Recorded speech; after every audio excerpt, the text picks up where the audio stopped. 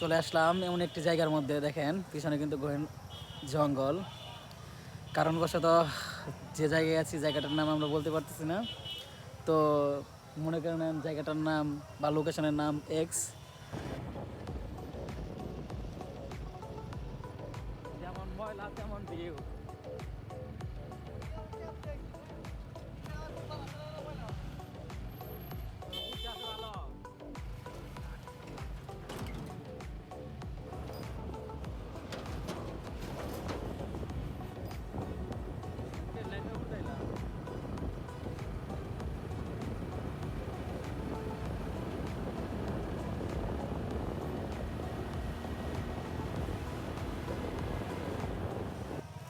আসসালামু আলাইকুম বন্ধুরা, চলে আসলাম এমন একটি জায়গার মধ্যে, দেখেন পিছনে কিন্তু গহীন জঙ্গল।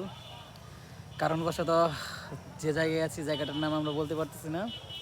তো মনে করেন জায়গাটার নাম বা লোকেশনের নাম এক্স।